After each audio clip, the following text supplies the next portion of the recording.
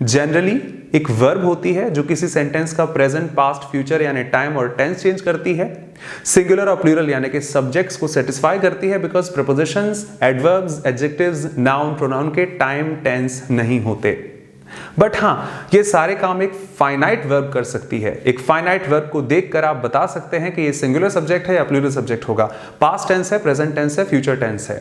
बड़ी अजीब बात है, उसी वर्ब की फॉर्म्स एक non finite verb, infinitive, participle और जेरेंड्स को देखकर आप नहीं बता सकते कि ये प्रेजेंट टेंस है, पास्ट टेंस है या फ्यूचर टेंस है, इसका सब्जेक्ट सिंगुलर है या प्लूरल है। एक नॉन फाइनाइट कभी भी सेंटेंस नहीं बना सकती। एक सेंटेंस को सेंटेंस कहलाने के लिए एटलीस्ट एक फाइनाइट वर्ब होना जरूरी है।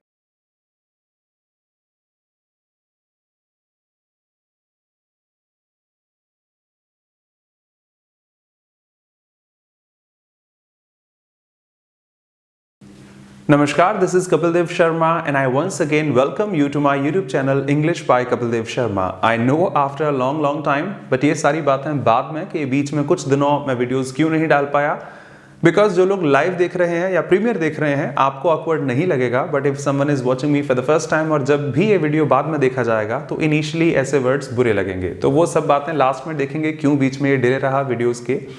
हाँ, अभी तक मैं अपने चैनल पर noun, pronoun, adjective, articles, verbs पूरी पढ़ा चुका हूँ। सेपरेट प्लेलिस्ट है, एक बार प्लेलिस्ट सेक्शन में जाकर आप चेक कर सकते हैं। वोकैबुलरी की भी अलग प्लेलिस्ट है जहां पर इडियम फ्रेजेस अपनी एटिमोलॉजी, हिस्ट्री और ओरिजिन के साथ कि इस वजह से इस इडियम को इस तरह इस्तेमाल किया जाता है। वन वर्ड्स, एंटोनिम्स, सिनोनिम्स और कुछ रूट वर्ड्स को भी आपसे डिस्कस किया है वोकैबुलरी की प्लेलिस्ट में, एक बार चेक कर सकते हैं।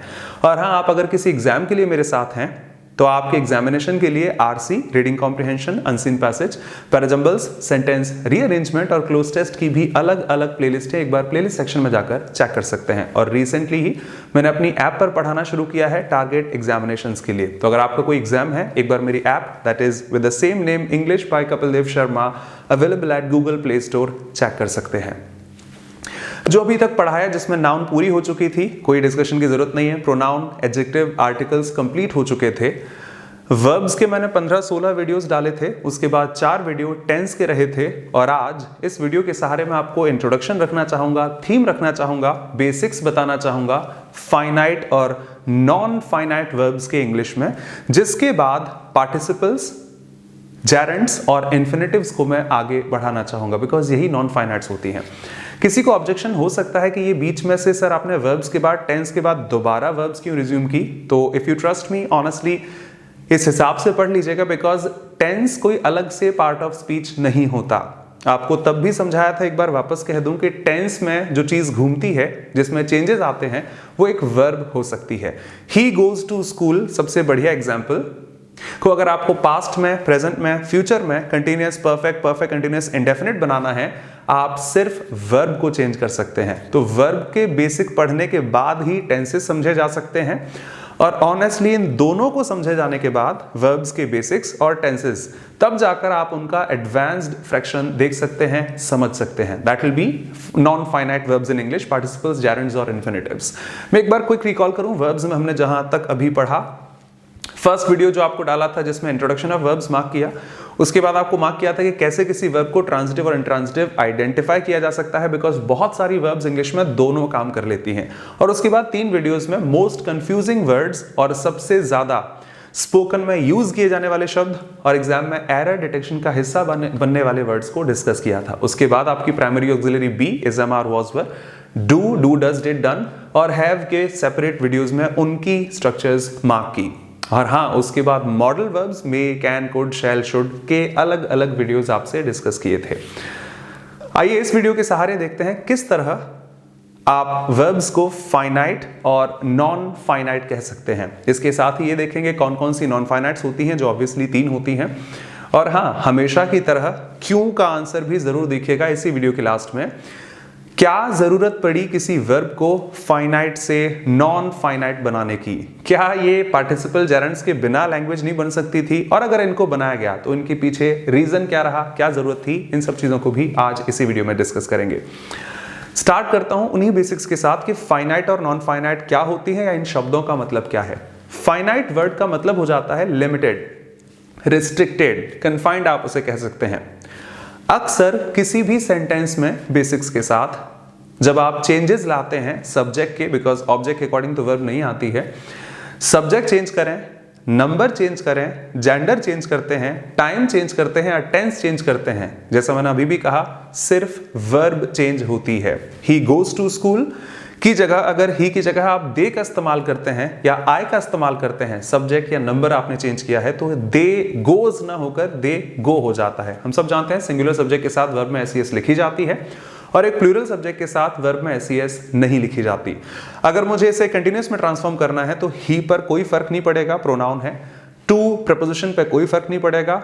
स्कूल एक नाउन पर कोई फर्क नहीं पड़ता, सिर्फ वो वर्ब है जो वापस चेंज होगी। He goes to school, he is going to school. Similarly अगर आप इसे पास्ट में ट्रांसफॉर्म करते हैं तो he went to school, future perfect continuous में लेकर जाओगे, he will have been going to school जैसा कहा जा सकता है। एक बार वापस कह दूं, टेंस टाइम को आइडेंटिफाई करने का काम, चेंज करने का काम सिर्फ इंग्लिश में वर्ब कर सकती है।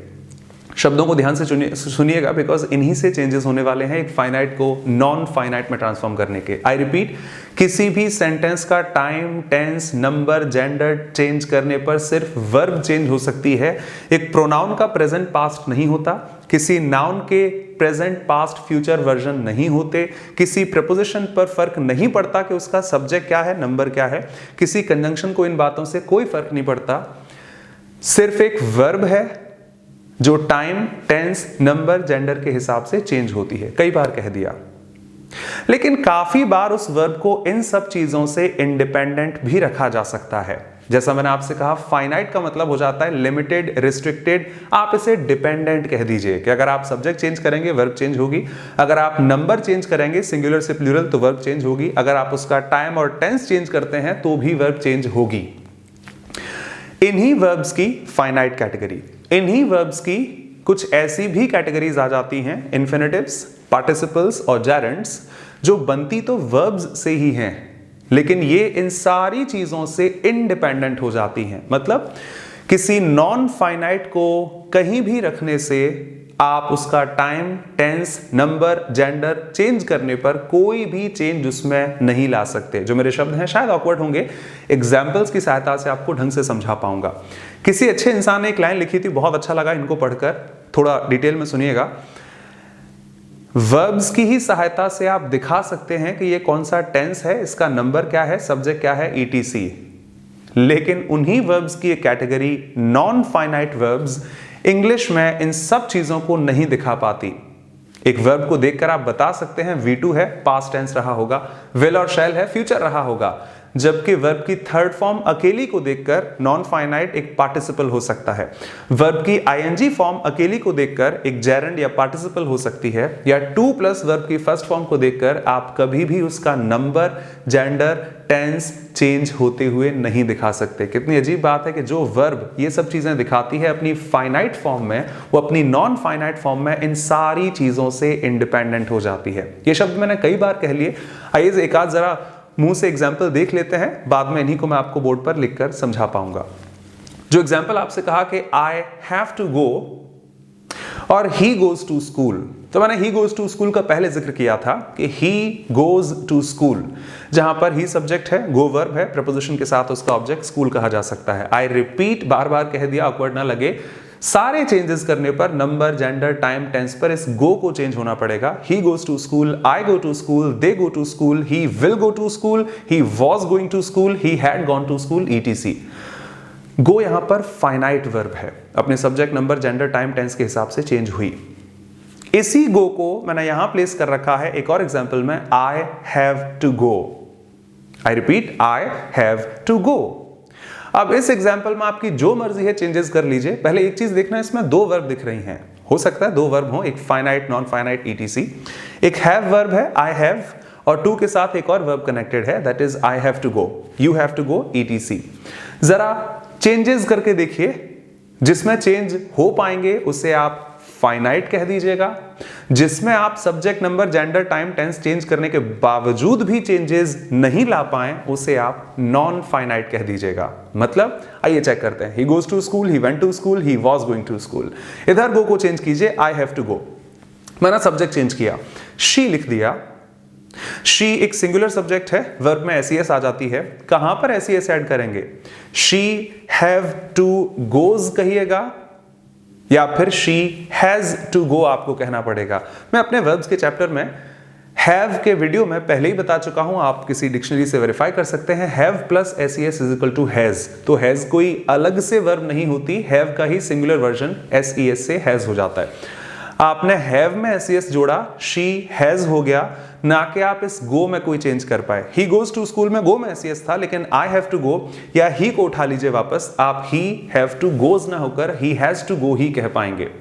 एक काम करते हैं, इसको पास्ट में ट्रांसफॉर्म कर लेते हैं। तो पास्ट में V2 आती है, ही वेंट टू स्कूल था। मैं भी लिखकर दिखाऊंगा इन्हीं चीजों को, बट शायद समझ में आ रहा होगा।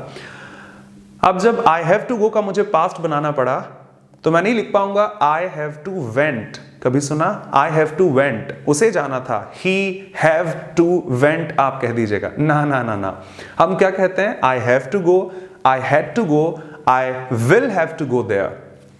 पास्ट में आपने पास्ट में आपने V2 कहां पर इस्तेमाल की? क्या हैव का सेकंड फॉर्म बनाई? जी हां।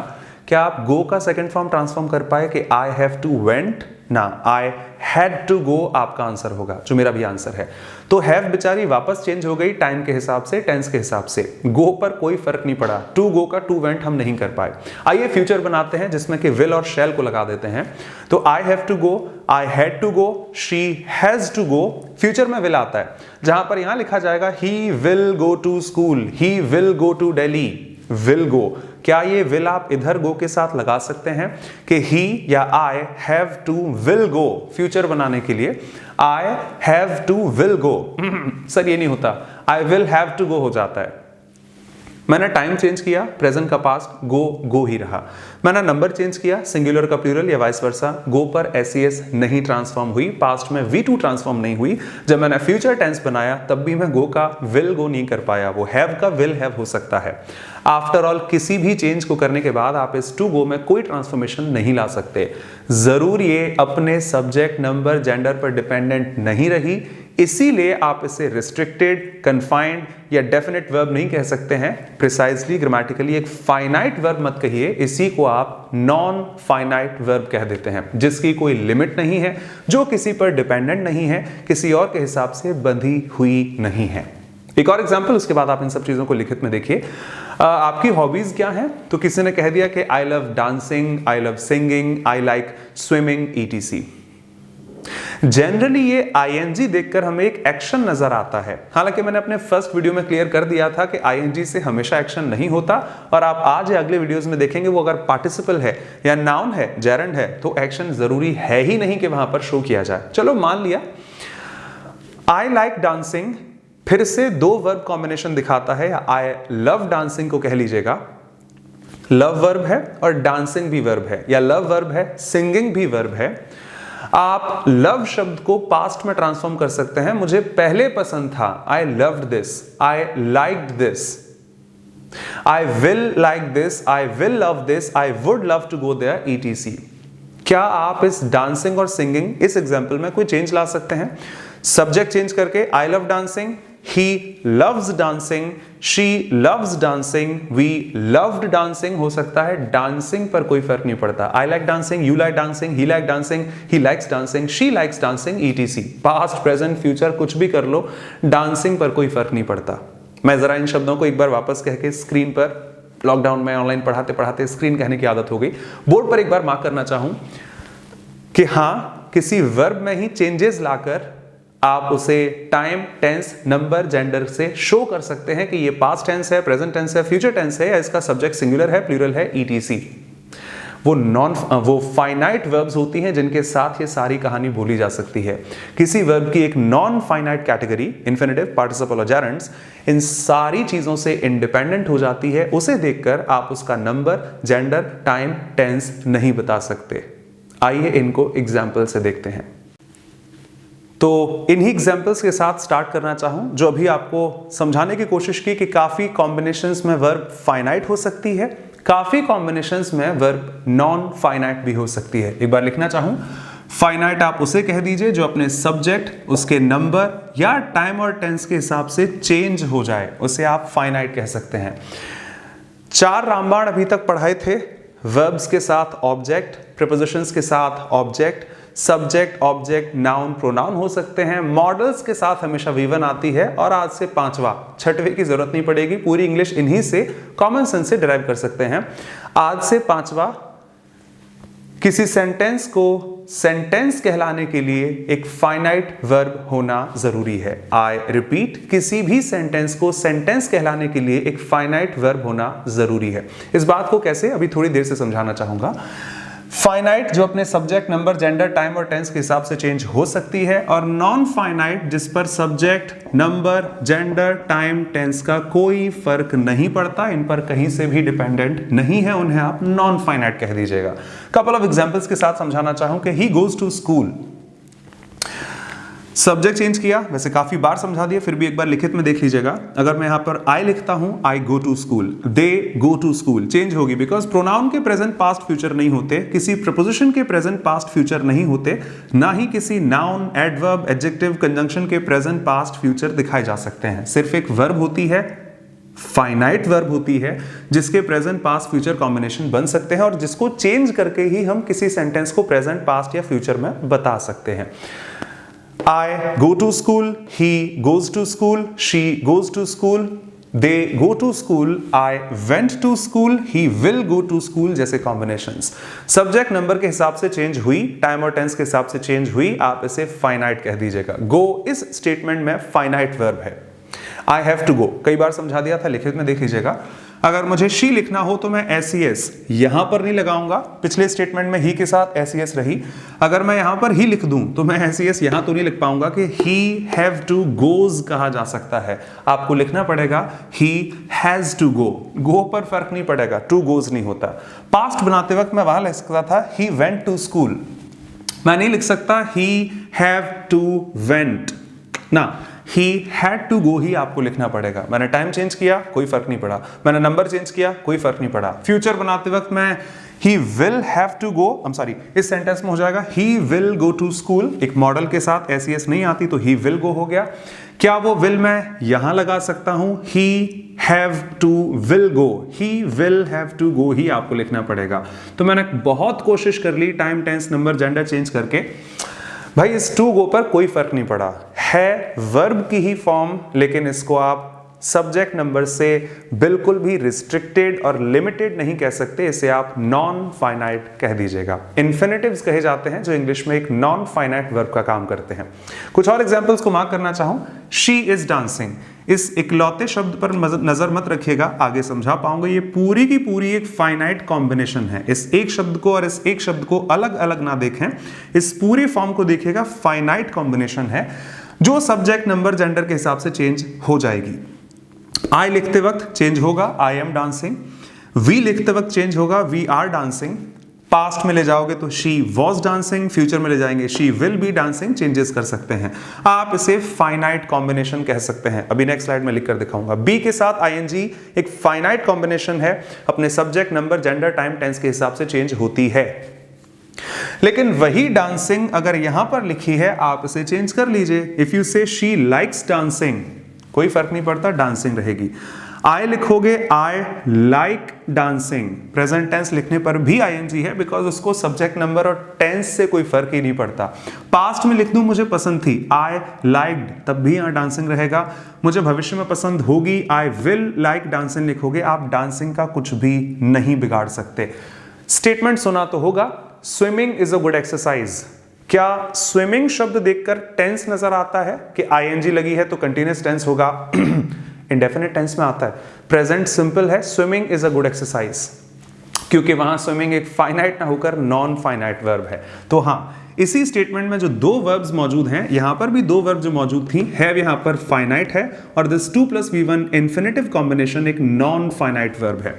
लाइक यहां पर फाइनाइट है, सब्जेक्ट नंबर के हिसाब से चेंज होगी। डांसिंग यहां पर एक नॉन फाइनाइट वर्ब है, जेरेंड कही जाती है, वर्ब की आईएनजी फॉर्म किसी सेंटेंस का सब्जेक्ट या ऑब्जेक्ट का बिहेवियर दे।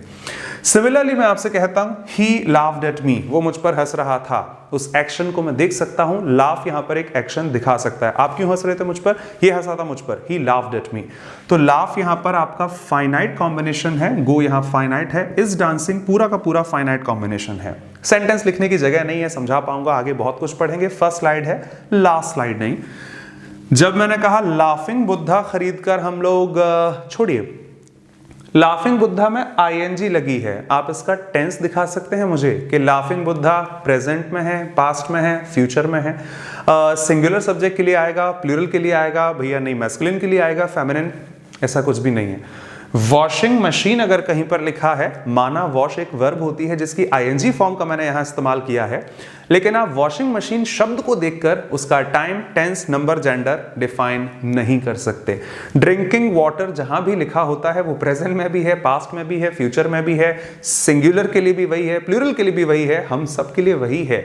आप उसका नंबर, जेंडर डिफाइन नहीं कर सकते। ड्रिंकिंग एक नॉन फाइनाइट वर्ब है, लाफिंग यहां पर नॉन फाइनाइट है, because subject, number, gender change करने से इनको कोई फर्क नहीं पड़ता। हाउएवर ये यहां पर एक पार्टिसिपल हो सकती है, वो जेरेंड है, वो इन्फिनेटिव हो सकती है। मैंने काफी बार समझा लिया, काफी हो गया शायद, आगे आप डिटेल में पढ़ेंगे। आइए इन एग्जांपल्स को हटाकर यहां पर बेस फॉर्म लिखते हैं कि कौन कौन सी वर्ब्स इंग्लिश में फाइनाइट हैं, कौन कौन सी वर्ब यहां पर नॉन फाइनाइट हैं। जस्ट अ सेक। सो यही कॉम्बिनेशंस आप देख सकते हैं, आगे के लिए ध्यान रख सकते हैं कि वर्ब की फर्स्ट फॉर्म एक फाइनाइट वर्ब रहेगी, चेंज करेंगे चेंज हो जाएगी। V2 तो हमेशा ही फाइनाइट है, पास्ट को दिखा पाती है। अकेली V3 उधर चली जाती है, लेकिन हाँ अगर वो हैव के साथ है तो ये पूरा का पूरा कॉम्बिनेशन फाइनाइट कहा जाता है। अक्सर इसे हम परफेक्ट टेंसेस में इस्तेमाल करते हैं। पास्ट में ये पास्ट परफेक्ट हो जाएगा, हैड प्लस V3। फ्यूचर में विल और शैल के साथ लिखा जा सकता है। बी के साथ आईएनजी फॉर्म, बिकॉज ये बी, ये पूरा कॉम्बिनेशन है, अलग अलग मत दिखेगा। इस बी में चेंजेस लाए जा सकते हैं इस पूरे कंटीन्यूअस टेंस की स्ट्रक्चर पर। प्रेजेंट, पास्ट, फ्यूचर कैसे भी आप ट्रांसफॉर्म करें। और हाँ, V1 फाइनाइट है तो जब आपने इसमें एस लगा सकते हैं या प्लूरल सब्जेक्ट पर हटा सकते हैं, यानी सब्जेक्ट पर डिपेंडेंसी है, तो ये SES वर्जन भी आपके फाइनाइट कहे जाते हैं। ही के साथ हैज, आई के हैव को डिफाइन करता है, आप उसमें से SES हटा भी सकते हैं। तो ये कॉम्बिनेशंस इंग्लिश में फाइनाइट हैं। मॉडल को मैंने लिखना ही चाहा, मॉडल्स भी इसी कैटेगरी में आ जाती हैं। पर्टिकुलरली जिनकी हमें बात करनी है वो ये 3 वर्ब्स हैं इंग्लिश में। वर्ब नहीं कहना चाहूंगा, हाँ कहकर दिखा सकता हूं, नॉन फाइनाइट वर्ब कॉम्बिनेशंस हैं, इन्फिनेटिव्स, पार्टिसिपल्स और जेरेंड्स, जिनको आप आगे डिटेल में देखेंगे। जरा सा ओवरव्यू मार्क करना चाहूं तो इन्फिनेटिव वो हो सकते हैं जहां पर टू के साथ वर्ब की फर्स्ट फॉर्म होती है। कई बार ये बेयर भी होते हैं बिना टू के वर्ब की फर्स्ट फॉर्म।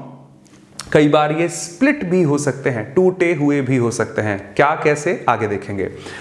पार्टिसिपल्स की बात करें तो ये भी बहुत सारे फॉर्म्स रखते हैं। प्रेजेंट पार्टिसिपल हो सकते हैं वर्ब की आईएनजी फॉर्म, जो एक एडजेक्टिव का भी बिहेवियर दे देती है apart from being a finite combination of verb. Third form भी वर्ब की एक एडजेक्टिव का बिहेवियर देती है। एग्जांपल से आप देखेंगे नेक्स्ट स्लाइड में। पास्ट पार्टिसिपल कहा जाता है, ध्यान रखना, पास्ट पार्टिसिपल पास्ट में नहीं आता बिकॉज ये नॉन फाइनाइट है, इनका टाइम नहीं होता। या प्रेजेंट पार्टिसिपल फ्यूचर में भी आ सकता है, पास्ट में भी आ सकता है। टाइम और टेंस से प्रेजेंट पास्ट मत सोचिएगा। वर्ब की आईएनजी फॉर्म, वर्ब की थर्ड फॉर्म एक परफेक्ट पार्टिसिपल भी कहा जाता है, जो आप डिटेल में आगे देखेंगे।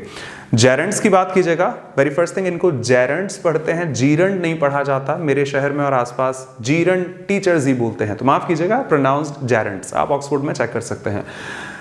जेरेंड्स वर्ब की आईएनजी फॉर्म जो एक नाउन का बिहेवियर देती है, वर्बल नाउन भी कही जाती है, बिकॉज है तो वर्ब लेकिन बिहेव नाउन की तरह करती है, या कह दीजिए नाउन बिहेव करते हुए भी एक वर्ब की कुछ प्रॉपर्टीज रखती है, वर्बल नाउन भी इसे कह देते हैं। जेरेंड्स कही जा सकती है इंग्लिश में, जो किसी भी सेंटेंस का सब्जेक्ट, किसी वर्ब का ऑब्जेक्ट, प्रपोजिशन का ऑब्जेक्ट और भी बहुत सारे काम कर सकते हैं। तो आइए इनको डिटेल में देखेंगे अगले वीडियोज में, अभी फिनिश नहीं हुआ। इनको कुछ बेसिक्स के साथ, कुछ बेसिक एग्जाम्पल्स के साथ यही समझाऊंगा। नेक्स्ट वीडियो टोटली डेडिकेटेड होगा फर्स्ट टॉपिक इन्फिनेटिव्स के लिए। जरा इन एग्जाम्पल्स को देखिए।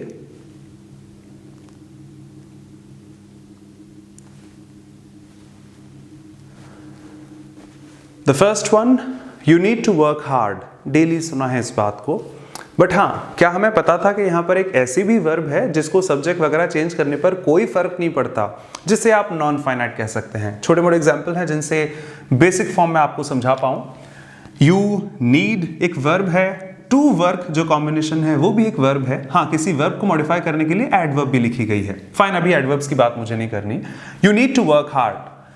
नीड यहां पर फाइनाइट वर्ब है जिसको आप सब्जेक्ट या किसी भी चीज को चेंज करने पर चेंज कर सकते हैं। काफी बार हमने देख लिया। ये 2 + V1 जो कॉम्बिनेशन है ये एक नॉन फाइनाइट वर्ब है, आप इसे किसी भी कीमत पर चेंज नहीं कर सकते। हाँ, इन्फिनेटिव्स इंग्लिश में बहुत सारे काम करते हैं। किसी वर्ब के ऑब्जेक्ट हो सकते हैं, बाद में देखिएगा। किसी सेंटेंस के सब्जेक्ट हो सकते हैं। इस लाइन को आपने देखा तो होगा अगर आप बुक से पढ़ते हैं, लगभग हर किताब में इस लाइन को लिखा जाता है, टू अ इज ह्यूमन। हाँ, इसे अ पढ़ते हैं, मतलब मुझसे पढ़ते हैं तो आपको बहुत कॉमन तौर पर इन एग्जाम्पल्स को काफी बार आपने सुना होगा कि लीड करने वाला लीडर हो जाता है, मैनेज करने वाला मैनेजर हो जाता है, डांस करने वाला डांसर, गाने वाला सिंगर, हीट करने वाला हीटर और कूल करने वाला कूलर। और ERR में अगर मैं EROR जैसा कुछ और लगा दूं तो एक शब्द बन जाता है एरर। हाँ, टू अ इज ह्यूमन। जैसे कूल करना एक वर्ब है और कूलर नाउन है, जैसे हीट करना वर्ब है, हीटर नाउन है, जैसे डांस करना वर्ब है और डांसर एक नाउन है, मैनेज करना वर्ब है, मैनेजर नाउन है, लीड लीडर। वैसे ही ERR का मतलब हो जाता है गलती करना, जिससे एरर गलती एक नाउन बन जाती है। तो इसका वही मतलब है, बहुत कॉमन लाइन है इंग्लिश की, to err is human. Hindi में भी कहते हैं गलती करना इंसान की फितरत है। हम भगवान नहीं है कि बिल्कुल परफेक्शनिस्ट हों, गलतियां हमसे होती रहती हैं। To err is human and to forgive is divine. गलती करना इंसान की फितरत है, माफ कर देना उसकी आदत है। तो यहां पर किसी सेंटेंस का सब्जेक्ट भी इंफिनिटिव हो सकते हैं। आपने सुना होगा, मैंने नीचे लिखा भी है, swimming is a good exercise को लिखा जा सकता है to swim is a good exercise. और ये सेंटेंस तो मैंने जरूर देखा है, he is too poor to buy new clothes. वो इतना गरीब है कि नए कपड़े नहीं खरीद सकता। याद है, सो दैट का कॉम्बिनेशन, टू का कॉम्बिनेशन ETC। तो इन सारे एग्जांपल्स में ERR एक वर्ब है, इज एक वर्ब है, लेकिन हाँ, ये एक नॉन फाइनाइट वर्ब है। आप कुछ भी कर लो, इंसान की आदत थी, होगी, आप इसको चेंज नहीं कर सकते। टू गो जैसे लिखा है। हाँ, ये एक फाइनाइट कॉम्बिनेशन है, प्रेजेंट पास्ट फ्यूचर में चेंज होगा। Similarly, he is, I am, she is, he will be, I was, ये एक फाइनाइट वर्ब यहां पर है। लेकिन इस बाय, जो शक्ल से देखने में लगती है वर्ब है, अच्छा बाय मतलब सर खरीदना वर्ब होती है, कहना बंद कर दीजिएगा। आपको नहीं पता वो वर्ब है भी या किसी एडजेक्टिव और एडवर्ब का काम कर रही है। आपको नहीं पता यहां पर टू बाय क्या है, विल डिस्कस इन डिटेल। लेकिन हाँ, नॉन फाइनाइट तो है, इन्फिनिटिव है, जिसको आप किसी भी हिसाब से चेंज नहीं कर सकते। इन्फिनिटिव्स 2 + V1 कॉम्बिनेशन। पार्टिसिपल्स भी कहे जा सकते हैं। एक पास्ट पार्टिसिपल होता है वर्ब की थर्ड फॉर्म, प्रेजेंट पार्टिसिपल होता है वर्ब की ING फॉर्म, बट ना बिहेविंग एज अ वर्ब आप नहीं कह सकते। तो मैंने वही छोटे मोटे एग्जांपल लिखे हैं। वैसे तो रिटायर्ड कहने से, रिटायर इंग्लिश में वर्ब होती है, थर्ड फॉर्म है। डांसिंग कहने से डांस नजर आ सकता है, शी इज डांसिंग, एक फाइनाइट वर्ब कॉम्बिनेशन है। एक्शन दिखा या दिख रहा है कि वो डांस कर रही है। यहां दिख रहा है क्या? वो तो एक रिटायर्ड ऑफिसर है, इसमें कोई एक्शन आपको नहीं दिख रहा। ऑफिसर है नाउन, अच्छा ऑफिसर है, बुरा ऑफिसर है, मेहनती ऑफिसर है, पैसे वाला ऑफिसर है, गरीब ऑफिसर है, रिटायर्ड ऑफिसर है। आप किसी भी नाउन के बारे में जो भी शब्दों से उसकी विशेषता बता सकते हैं, कुछ ना कुछ उसके मीनिंग में ऐड कर सकते हैं, are suppose to be adjectives in English. Retired यहां पर एडजेक्टिव है, दूर से भी देखा जा सकता है, अरे इसकी क्वालिटी दिखा रहा है ना, नाउन के लिए एडजेक्टिव्स आते हैं। प्रिसाइजली अगर आप कहना चाहेंगे तो ये पास्ट पार्टिसिपल है, वर्ब की थर्ड फॉर्म है, बिहेविंग एज एन एडजेक्टिव। तो ये पास्ट पार्टिसिपल, वर्ब की third form, behaving as an adjective. वो लड़की है, she is a girl. Obviously girl भी इंग्लिश में नाउन है। सुंदर लड़की है, ब्यूटीफुल गर्ल। अच्छी लड़की है, बुरी लड़की है, मेहनती लड़की है, पैसे वाली लड़की है, गरीब लड़की है, नाचने वाली लड़की है, गाने वाली लड़की है। आपने जो भी ये शब्द बोले, इनसे इस लड़की के बारे में ही कुछ बताया है। और हाँ, गर्ल नाउन है, गर्ल को मॉडिफाई करने वाले शब्दों को आप एडजेक्टिव कहेंगे। लेकिन हाँ, प्रिसाइजली अगर बोलना हो तो ये पहले से कोई एडजेक्टिव नहीं है, ब्यूटीफुल, रिच, पुअर जैसा। ये किसी वर्ब की आईएनजी फॉर्म है जो बिहेव एज एन एडजेक्टिव कर रही है। इसे आप प्रेजेंट पार्टिसिपल कह दीजिएगा, बेहतर होगा, वो पास्ट पार्टिसिपल है। ये डिटेल में आप देखेंगे, ये एक लाइन है, एक मात्र लाइन नहीं है। कभी कभी वर्ब की आईएनजी फॉर्म सेंटेंस का सब्जेक्ट हो सकती है, किसी सेंटेंस का ऑब्जेक्ट हो सकती है, किसी प्रपोजिशन का या वर्ब का ऑब्जेक्ट भी हो सकती है। स्विमिंग यहां पर वर्ब है, कह दीजिए इज यहां पर वर्ब है, लेकिन हाँ ये फाइनाइट है, इसको देखकर टाइम टेंस नजर आता है, इसको देखकर टाइम टेंस नजर नहीं आ सकता, एक नॉन फाइनाइट वर्ब है। हाँ, सेंटेंस का सब्जेक्ट है, बिहेविंग एज अ नाउन, कैसे क्या आगे देखेंगे आप, जेरेंड कह दीजिएगा, एक जेरेंड सेंटेंस का सब्जेक्ट बिहेव कर सकती है। Singing songs is my profession, गाने गाना मेरा प्रोफेशन है। टीचिंग इज माई प्रोफेशन, अगर आपको अजीब ना लगे तो मैं कहता हूं किसी जेरेंड को, हर बार नहीं, बिकॉज नाउन कॉन्क्रीट हो सकती है, नाउन एब्स्ट्रैक्ट हो सकती है। एक छोटे से एग्जांपल से समझा दूं, शायद आप नहीं जानते हो और जानते भी होंगे, इंग्लिश में एक वर्ब होती है स्टीयर, स्टीयर पढ़ा जाता है इसको, इसका मतलब होता है दिशा देना, गिव डायरेक्शन टू आप मान सकते हैं। अजीब लग रहा होगा, शायद एक नया शब्द सुना होगा, हाँ ना आप इसे जानते हैं। 10 साल का बच्चा भी इस वर्ब से वाकिफ है, चाहे वो अनपढ़ क्यों ना हो। सर कैसे? स्टीयर इंग्लिश में वर्ब है जिसका मतलब होता है दिशा देना, और इसकी हम नाउन बना लेते हैं वर्ब की आईएनजी फॉर्म मार्क करके, और आशा करता हूं कि इसमें आईएनजी लगाने पर एक शब्द बना स्टीयरिंग। अच्छा, वो कार वाली बात कर रहे हैं क्या? हाँ जी, वही बात कर रहे हैं। और स्टीयरिंग शब्द को जेरेंड छोड़िए, आप तो आंखों से देख सकते हैं, और हर वो चीज जो देखी जा सकती है नाउन की कैटेगरी में है, तो ये बनाई गई है, ये जेरेंड है। स्टीयर आईएनजी, स्टीयरिंग किसी भी कार में जो होती है। राइट इंग्लिश में क्या है? तो अब शायद आप नहीं कहेंगे सर वर्ब होती है, बेस फॉर्म में वर्ब है, सेंटेंस में क्या है आप नहीं जानते, इसमें जरा आईएनजी लगा देते हैं, तो मैंने लिख दिया राइटिंग। यार तुम्हारी राइटिंग अच्छी नहीं है, तुम्हारी राइटिंग बहुत अच्छी है, क्या आप राइटिंग को नहीं देख पाते? और जो चीज देखी जा सकती है वो 100% नाउन की कैटेगरी में। हैंड राइटिंग बहुत अच्छी है उसकी, राइटिंग जेरेंड है। इन पर्टिकुलर एग्जांपल्स में एक सेंटेंस का सब्जेक्ट ऑब्जेक्ट बिहेवियर देख सकती है, और सब छोड़ो, मैं तो उसे देख सकता हूं, और जो चीज देखी जा सकती है वो हमेशा नाउन की कैटेगरी में है। स्विमिंग यहां पर नाउन है। ही इज फॉन्ड ऑफ, शौकीन कह दीजिएगा, प्लेइंग क्रिकेट, उसे क्रिकेट खेलने का बहुत शौक है।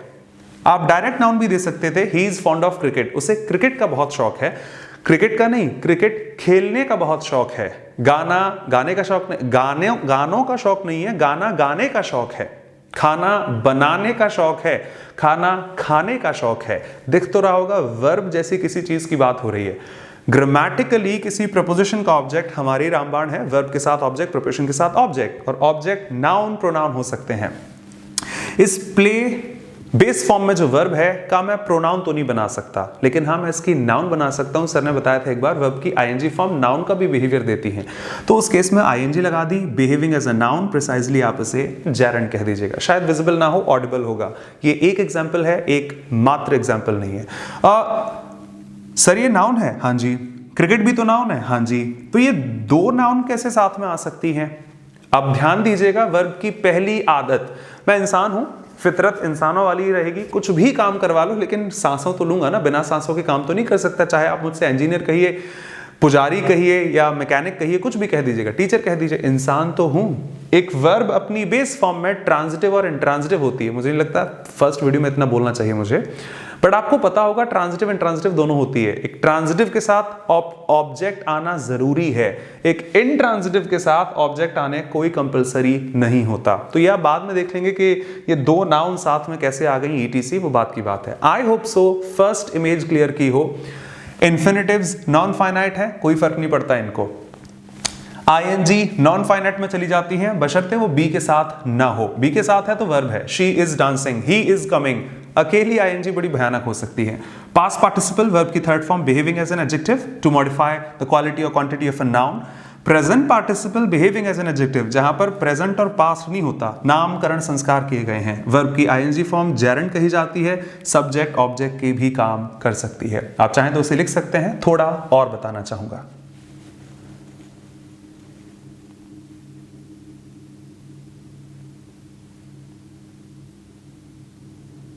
जरा इन एग्जाम्पल्स को देखिए।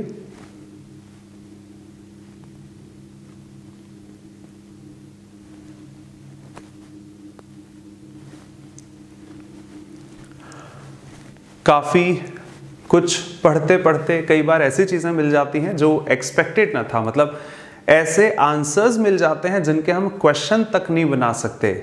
बहुत कुछ पढ़ा, लाइफ का एक्सपीरियंस है जिसका एक हिस्सा आपके सामने है। क्यों आप नॉन फाइनाइट्स को इस्तेमाल करते हैं, क्या ज़रूरत पड़ी किसी को, क्यों इनको आप बेहतर मानते हैं कि एक नॉन फाइनाइट सेंटेंस में होनी चाहिए, क्या हम डायरेक्ट एडजेक्टिव से काम नहीं चला सकते, क्यों आईएनजी लगाकर एडजेक्टिव बनाने पड़ते हैं, ईटीसी। एक सैंपल आपके सामने है, ये तो मैं डिटेल में पढ़ा भी नहीं सकता, शायद आप ही मुझे ना देखें ईटीसी, लेकिन हाँ एक सैंपल जरूर मार्क करना चाहूंगा। जिनको समझ में आएगा बहुत अच्छा लगेगा और आई होप सो सबको समझा पाऊं कि क्यों आप नॉन फाइनाइट्स को इंग्लिश में इस्तेमाल करते हैं, क्या जरूरत पड़ी और इनको इस्तेमाल करने से क्या फायदा हो सकता है। जब हेडिंग एडवांस्ड लिखी है, थोड़ा एडवांस्ड तो बनता है। चलिए, first statement, I promise that I will wait. Promise करता हूं, हिंदी कर ली, शायद इसमें मुझे हिंदी करने की जरूरत नहीं है। I promise that I will wait. I joined this company in order to gain experience. The use of toothpaste for the cleaning of teeth is a common practice. Meaning समझ रहे होंगे कि भारी भरकम शब्द नहीं लिखे हैं मैंने। ही returned and he was smiling, कुछ कहा जा सकता है। फर्स्ट स्टेटमेंट को आपको अगर एक एग्जाम्पल रख सकता हूं, प्रोनाउन याद है, प्रोनाउन के कुछ एग्जाम्पल्स याद हैं। The population of India is greater than Pakistan, गलत माना जाता है। The population of India is greater than that of Pakistan सही माना जाता है। रटा होगा दैट ऑफ ईटीसी। मैंने डिराइव करके दिखाया था कि जरूरी नहीं है, एग्जाम्पल और दिमाग में आया, अभी मार्क करता हूं, जरूरी नहीं है कि आप वहां पर इसी चीज का इस्तेमाल करें। मैंने बहुत सिंपल डेरिवेशन दिखाया था। The population of India, Bharat की पॉपुलेशन को आप पाकिस्तान किसी देश से कैसे कंपेयर कर सकते हैं। जब वो लिखित में जाएगा तो population of India 1.31 billion is equal to या ग्रेटर देन पाकिस्तान।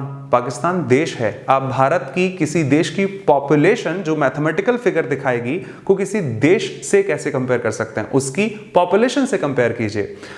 हमारा आंसर बना grammatically the population of India is greater than the population of Pakistan, लेकिन यह भी गलत था। आप दो बार नाउन इस्तेमाल नहीं कर सकते। नाउन के स्थान पर लिखे गए शब्दों को प्रोनाउन कहा जाता है। तो वहां पॉपुलेशन भी गलत है तो प्रोनाउन ले आते हैं। दिस, दैट, दीज, दोज डेमोन्स्ट्रेटिव्स थे, समझाया था, अब डिटेल नहीं कहना चाहूंगा। तब वहां पर दैट उठा के लाए थे सिंगुलर शब्द के लिए। जैसे हुआ people of India are better than Pakistan, तो people of India are better than the people of Pakistan के हिसाब से अब पीपल तो प्लूरल शब्द है, यहां पर हम दैट नहीं लगा सकते। दैट एक सिंगुलर चीज को दिखाता है। दोज ऑफ पाकिस्तान कहा गया था। जिनको याद है अच्छे से याद होगा, नहीं एक बार प्रोनाउन के वीडियो चेक कर सकते हैं। एक छोटा सा एग्जांपल और याद आया, मैथमेटिक्स अच्छा लगता है, हालांकि आजकल कुछ बचा नहीं इंग्लिश के सहायता से, बट हाँ एक जनरल क्वेश्चन कि भाई x अपॉन y की वैल्यू बता दीजिए, जहां पर x की वैल्यू 10 है और y की वैल्यू 5 है। अगर मैं ये सवाल सॉल्व करूं तो मेरा आंसर आ गया 10/5, लेकिन आंसर शीट चेक करी वहां तो यार 2 लिखा है, 10/5 तो लिखा ही नहीं है। भाषा एक सेंटेंस को सिंपल बनाना दिखाती है, तभी उन शब्दों को आप समझा सकते हैं। मैथमेटिक्स उसी को सिंप्लीफिकेशन कह देता है। कहीं भी चले जाइए ये चीजें बहुत कॉमन होती हैं, शब्दों का फर्क पड़ सकता है। In the same fashion language कहती है किसी सेंटेंस को कॉम्प्लेक्स मत बनाओ, इतना जटिल मत बनाइए कि उसको समझने में ही परेशानी हो जाए। एक लैंग्वेज जितनी सिंपल होती है उनके स्पीकर्स के लिए उतनी ही अच्छी मानी जाती है। पहले स्टेटमेंट में जहां पर 6-7 शब्द लिखे हैं शायद, I promise that I will wait, को और सिंपल बनाया जा सकता है, conveying the simple meaning with the help of a non finite verb, precisely an infinitive. कैसे, जरा देखिए। इस सेंटेंस को लिखा जा सकता है आई प्रॉमिस टू वेट। आप पढ़ लीजिए, आपको मीनिंग समझ में आ जाएगा। I agree that I will go there को लिखा जा सकता है I agree to go there, वहां जाने के लिए मैं सहमत हूं। आई प्रॉमिस टू वेट, इंतजार करने का वादा करता हूं। जरूरी नहीं है कि पूरा सेंटेंस कहना पड़े, मैं वादा करता हूं कि मैं यहां पर आपका इंतजार करूंगा। एक भाषा को सिंपल और स्वीट बनाया जा सकता है। आप में से किसी को अजीब लगे, अरे सर वो भी तो ठीक है, तो भाई ना ये मेरी लैंग्वेज है, ना आपकी लैंग्वेज है, ना मैंने बनाया, ना आपने बनाया, ना मैं ग्रामरियन हूं, ना आप ग्रामरियन हैं।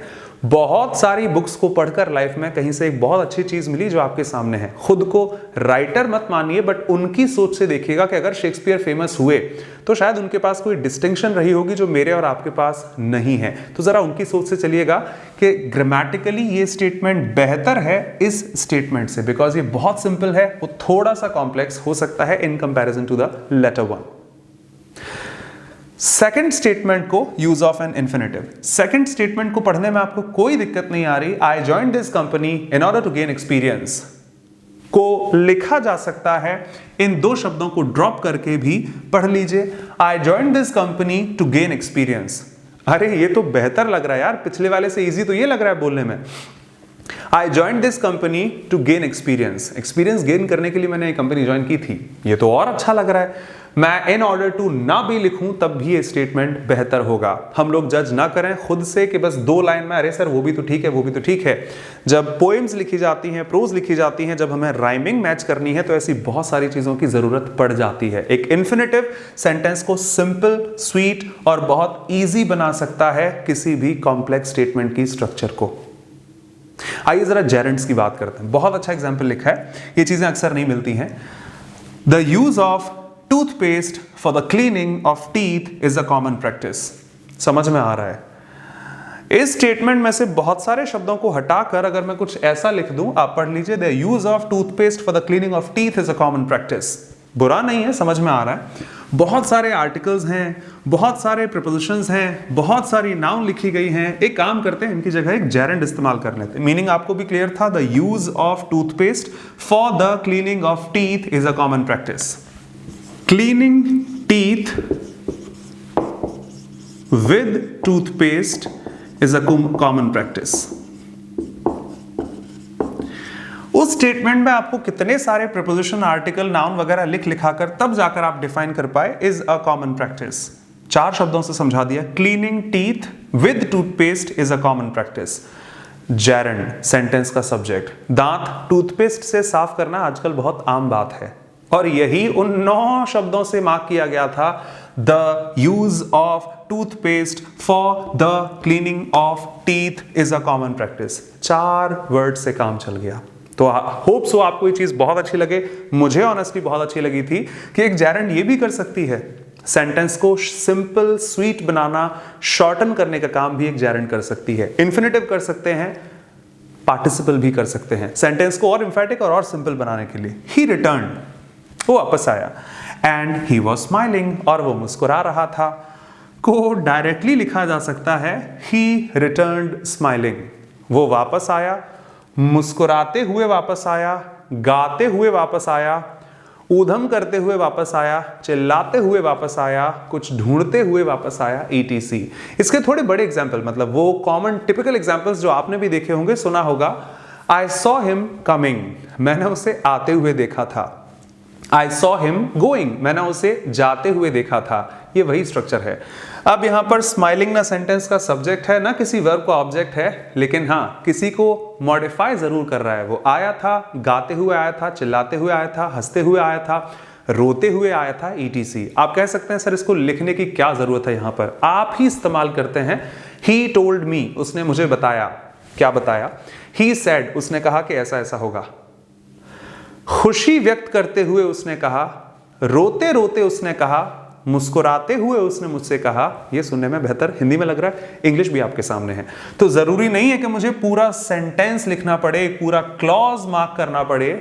वो काम मैं किसी इन्फिनिटिव, जेरेंड या पार्टिसिपल से भी करा सकता हूं। आई होप सो मेरे वर्ड्स अच्छे रहे होंगे, एडवांस रहे होंगे, किसी को ऑब्जेक्शन ना हो। है तो एक बार वापस देख लीजिएगा, लाइव होती तो मैं आपको 4 बार समझा देता कि हाँ, using gerunds, participles and infinitives in grammar helps us shorten, make a statement simple, sweet in place of a complex statement। किसी सेंटेंस को जटिल बनाने से अच्छा आप उसमें जेरेंड, पार्टिसिपल या इन्फिनिटिव यूज कर लीजिए, वही सेंटेंस बहुत क्लियर, सिंपल मीनिंग दे सकता है। आप चाहें स्लाइड को लिख सकते हैं। आइए कुछ और मार्क करना चाहूंगा।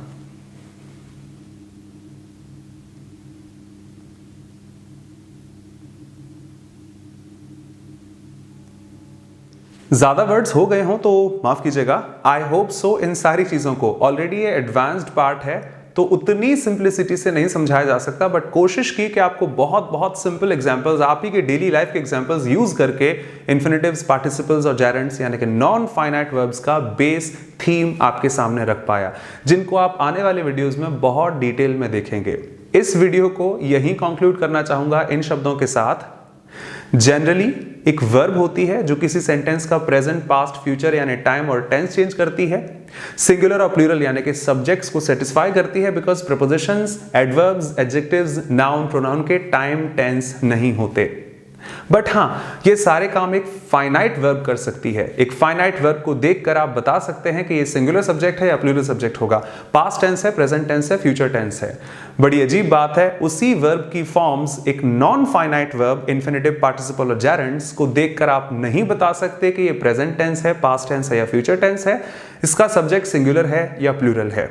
एक नॉन फाइनाइट कभी भी सेंटेंस नहीं बना सकती। एक सेंटेंस को सेंटेंस कहलाने के लिए एटलीस्ट एक फाइनाइट वर्ब होना जरूरी है। माइंड माय वर्ड्स, एक सेंटेंस को सेंटेंस कहलाने के लिए एटलीस्ट एक फाइनाइट वर्ब होना जरूरी है, जो अपने सब्जेक्ट, नंबर, जेंडर को सेटिस्फाई कर पाए, टाइम, टेंस चेंज करने पर चेंज हो पाए, बिकॉज नॉन फाइनाइट्स सेंटेंस नहीं बना सकती। मेरे पास इतना ही था इस वीडियो के इंट्रोडक्शन के लिए। नेक्स्ट वीडियो में आप इन्फिनेटिव्स को डिटेल में देखेंगे, चाहे वो एक वीडियो में बने, 2, 3, 4 जितने भी वीडियोस लगें। लेकिन ये एडवांस्ड पार्ट है, उतना इजी नहीं होता कि गो को देखकर बताया जा सकता है ये वर्ब है। भाई ये इन्फिनेटिव भी हो सकता है, ये और भी काम, ये नाउन भी हो सकती है। मैंने एक वीडियो में समझाया था। हाँ, इंग्लिश में गो नाउन होती है, चेक कीजिएगा मेरे ही वीडियोज में, how to identify parts of speech in English. इस वीडियो को यहीं फिनिश करना चाहूंगा इन कपल ऑफ नोटिफिकेशंस के साथ कि मेरा म्यूजिक चैनल है, आप मुझे वहां ज्वाइन कर सकते हैं, Kapil music boy. Instagram same handle से है कपिल म्यूजिक बॉय, ट्विटर भी सेम हैंडल से है Kapil music boy. Telegram channel पर आप ज्वाइन कर सकते हैं मुझे इंग्लिश बाय कपिल देव शर्मा नाम से, जहां पर आप अपनी डाउट्स पूछ सकते हैं, मेरी क्लासेस की नोटिफिकेशंस, क्लासेस की पीडीएफ, ETC, बाकी सारी चीजें वहां से ग्रैब कर सकते हैं। फेसबुक पेज भी सेम नाम से इंग्लिश बाय कपिल देव शर्मा, और रिसेंटली मेरी ऐप भी लॉन्च हो चुकी है प्ले स्टोर पर। अगर आप किसी भी एग्जामिनेशन की तैयारी कर रहे हैं तो मेरी ऐप की सहायता से मुझसे जुड़ सकते हैं, मेरे साथ पढ़ सकते हैं for SSC examinations, specifically targeting SSC examinations in general. और हाँ, उसके अलावा not only SSC, CGL, steno, UPSC, CDS और बाकी सारे एग्जामिनेशंस के लिए भी। तो एक बार डाउनलोड करके आप चेक कर सकते हैं, प्ले स्टोर पर अवेलेबल है with the same name, English by Kapil Dev Sharma. और हाँ, अनअकैडमी पे प्लस एजुकेटर हूँ इन द बैंकिंग स्ट्रीम।